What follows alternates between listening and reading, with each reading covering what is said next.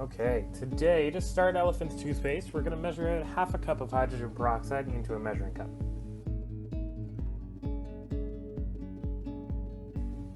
Once we get the half a cup measured out, we're going to pour it into our empty water bottle. So that we don't have to wait too long, we're going to grab our yeast packet, cut it open, put it in the measuring cup, and then add about 2 tablespoons of water to it. Make sure it's warm. Then we're going to stir it up and make it look all frothy.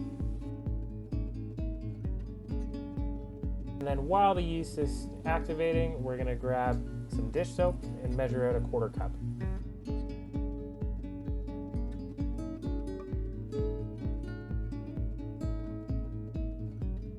Once we get our 1/4 cup of dish soap, we're going to pour that into the hydrogen peroxide.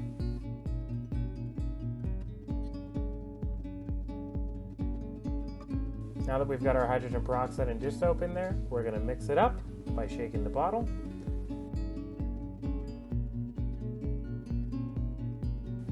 Then we're going to grab our food coloring. You can add about 4 to 5 drops of food coloring. The more food coloring you add, the more vibrant the color will be for the reaction. Once our food coloring's in, we're going to put the bottle in our tray and make sure the yeast is activated. And then we're going to pour the yeast into the bottle and watch it erupt.